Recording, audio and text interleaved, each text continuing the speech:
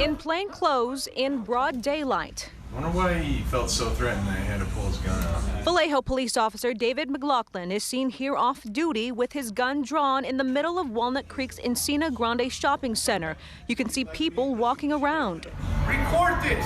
Get on the ground. Nope. This video, obtained exclusively by 2 investigators, is from August 11th. Santiago Hutchins says he arrived at a pizzeria to celebrate his son's birthday when McLaughlin was leaving. We made eye contact, locked eyes.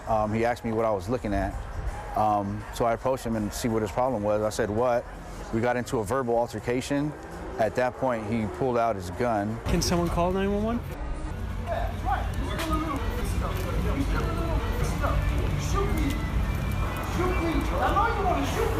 I was heated, so I kept arguing with him. He said he later identified himself as a cop, but he still had me at gunpoint. Eyewitnesses say it wasn't clear McLaughlin was an officer, and the gun, in their opinion, escalated the situation. I think he shouldn't have had his gun out so quickly. I never heard him say he was a cop. In fact, I never heard him say anything, to be really honest with you. He just had the gun aimed. Bystanders called 911. Walnut Creek police arrived, and video shows them take down Hutchins with the help of an off-duty deputy. Officer McLaughlin, in the white T-shirt, joins in, throwing in punches and elbows, leaving Hutchins's face bloody. He grabbed my head and started shoving it down onto the concrete. Now, 4 months after this incident, McLaughlin finds himself under fire again, this time in Vallejo on January 22nd, where video shows him draw his gun during a traffic stop. He then approaches the driver's cousin, Adrian Burrell, who's recording from his front porch. No, get back. Nope. Keep your hands where you can see them. Keep your hands right up. You're interfering with me, my man. You're interfering, so you're going to go in the back of the car. That's fine. Okay. Dude, stop resisting. I'm not resisting you. Stop resisting. I'm not resisting you. Put me on the ground then. 2 investigators found McLaughlin has a past. He left Oakland Police and joined Vallejo PD in 2014. He's been involved in 2 shootings and in 2014 was accused of falsifying a police report. Burrell's attorney says McLaughlin has been sued for racial profiling. Do you think your client's incident was a one-off thing? No, I don't. I absolutely don't. When the name came up, I was not surprised. How much proof does it take? Like, what do you want? Like, how you want a couple dead bodies? In Vallejo, a police officer is now on administrative leave after detaining a man for recording him on his front porch.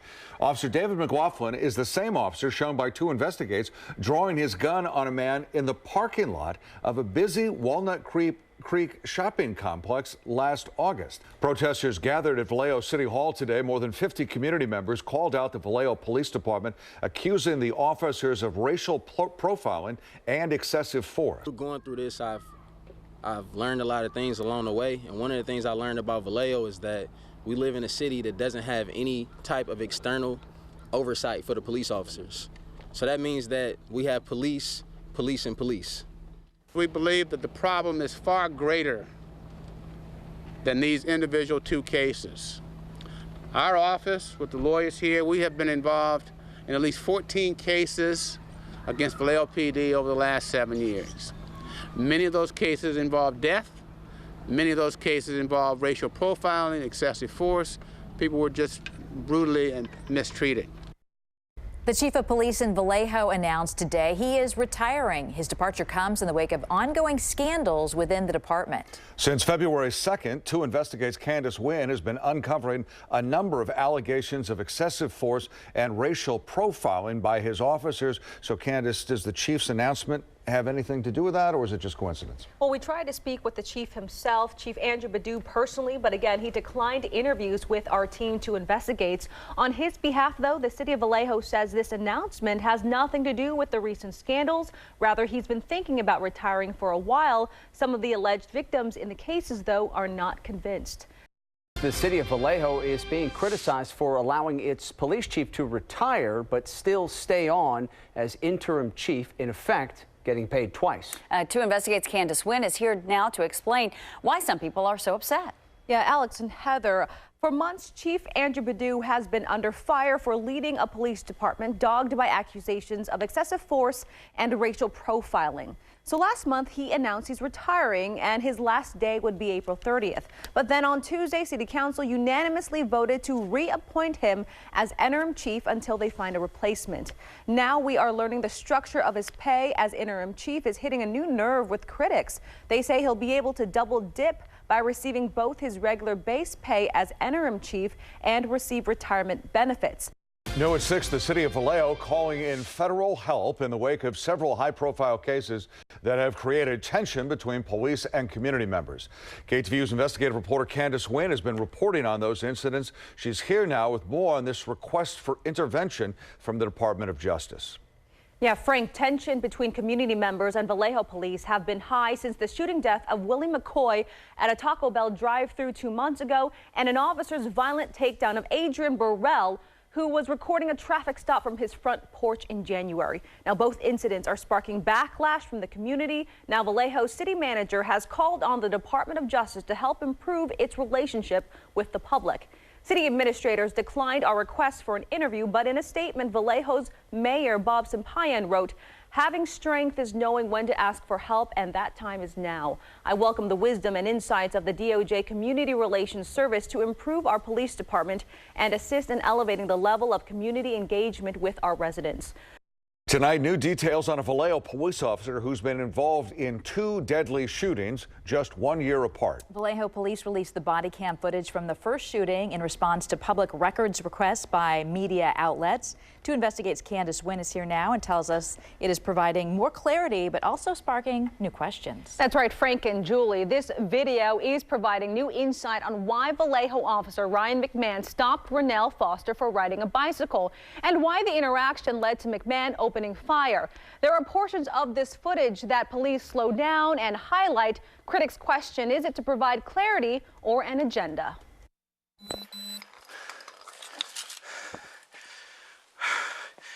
Vallejo 3.1, shots fired, 415 Carolina Street.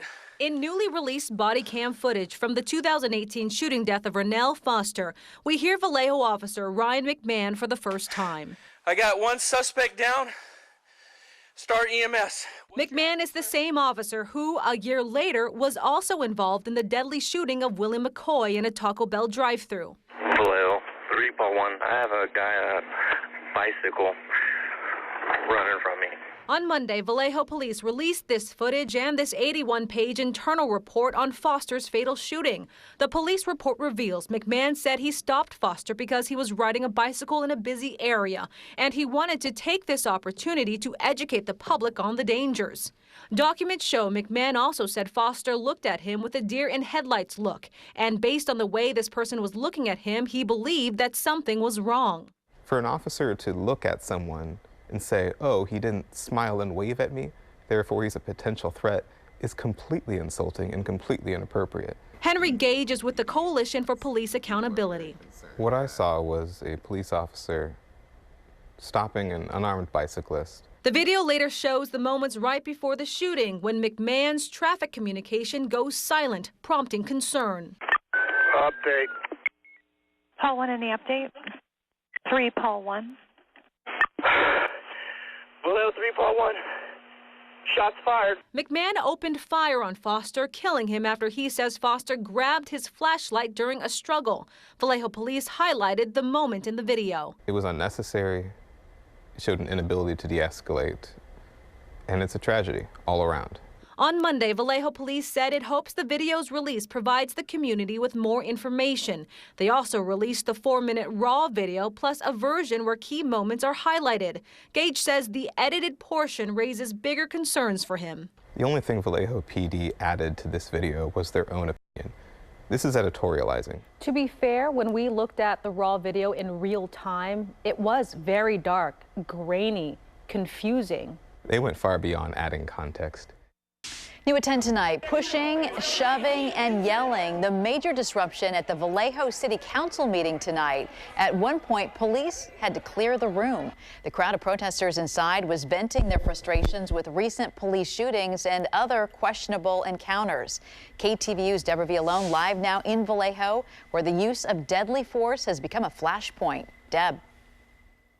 Julie, changes are coming here. The police chief is retiring. The Department of Justice is getting involved. But yes, the anger is boiling over in council chambers and on City Hall steps beforehand.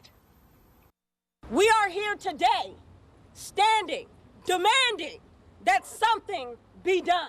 Advocates and attorneys. We're not just here asking the Attorney General to come in, we are begging him to come in. The city is out of control. We're flanked by families and friends of those affected by officer-involved shootings and use of force. February's fatal shooting of a young rapper, the latest flashpoint. Asleep in his car, police say Willie McCoy reached for a gun when they woke him. The 16th death involving Vallejo officers in 8 years. This is a racist problem. That's what's not being addressed. It's racism in a police department. Critics note some of the same officers are involved in multiple incidents. This young man, Ronell Foster, was shot last year riding his bike. On his hands and knees, cowering away, shot in his back. Never a threat. Not one time was he an aggressor. It was murder. Vallejo's mayor has said he welcomes reforms and wants the rifts healed. The council, poised to talk about involving the Department of Justice, heard just a few public comments. Absolutely no respect and no concern.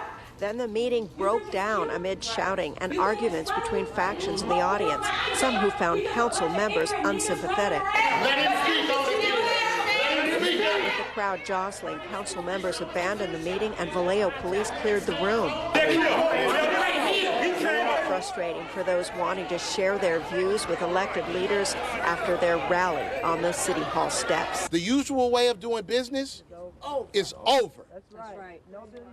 We're calling on the state's top cop, the Attorney General, to no longer sit on the sidelines. This crowd is unswayed. The Justice Department may send help from its Community Relations Division. They would rather see the feds review actual police practices. We don't have a PR problem, we have a violence problem. People are dying, and we don't need community relations. We need an investigation. We're not going to be able to continue tonight. Thank you very much. In a rare interview, the city manager of Vallejo tells Two Investigates the city's embattled police department could have handled use of force incidents differently. Do you think there's a use of force issue within the police department here in Vallejo? So, first of all, I'd always say that we need to evaluate every single use of force case. An exclusive interview tonight with Vallejo's city manager. He tells us he is committed to transparency and is launching a review of police protocols. Good evening. I'm Julie Hayner. And I'm Alex Savage in tonight for Frank Somerville. Vallejo's police department has been under fire after a string of high-profile shootings and other controversial use of force incidents. KTVU's Candace Wynn is here now after sitting down with Vallejo's top city leader. Yeah, Alex, Julie, when Greg Nyhoff took the job as Vallejo's city manager, he says he heard nothing but good things about the police department. It wasn't until news reports exposed problems and he saw the millions of dollars spent in legal settlements that he now says Vallejo needs an assessment of his police practices and the results need to be shared with the community. On the job for 18 months, and Vallejo City Manager Greg Nyhoff has witnessed protests against his police department. No respect and no concern. Public meetings gone sideways. We're not going to be able to continue tonight. Thank you very much. And a call for a state investigation into officer use of force. We don't have a PR problem, we have a violence problem. There's pain, there's frustration amongst some in the community, and I clearly understand that. As Vallejo's top city leader, Nyhoff has typically operated behind the scenes, but agreed to sit down with Two Investigates to answer the community's pressing questions. Do you think there's a use of force issue within the police department here in Vallejo? So, first of all, I'd always say that we need to evaluate every single use of force case. But I also say we absolutely have to look at and do this assessment of their training practices, their policies and procedures. On Wednesday, Nyhoff announced he is bringing in an independent private assessor to review the police department. They'll start in a couple weeks. Nyhoff says he's committed to posting results monthly. Transparency to this community must occur. We were very reactive all the time in the past several months, reacting after the fact to questions you had, questions others had. Nyhoff is referring to questions surrounding multiple fatal police shootings and an excessive force claim where to investigate showed you video of a Vallejo officer pointing a gun at a man after a minor argument. That same officer then allegedly tackled a man for recording a traffic stop months later. Police Chief Andrew Badu was criticized for how he handled the cases, and he announced his retirement amid the controversies. Well, I think he's done a good job for us. Several members of the community would say otherwise. I mean, I understand that. Nyhoff says part of moving forward is hiring a new full-time chief. I always look for a chief that is communicates very well with the community, but also a chief that's going to hold the officers accountable for their actions. To find that person, he's hired a recruitment firm to hold community meetings, allow for online input, and conduct interview panels that involve community members. Nyhoff admits moving forward also has to include being transparent about the past. I'm now digging into that and seeing what that looks like. Are there situations that could have been handled differently? Is this assessment going to help us make them better? Yes. Do I believe all officers should be held accountable? Yes. And again, the big thing here is that Nyhoff is committed to publicly posting the results of this assessment every month. So as they come in,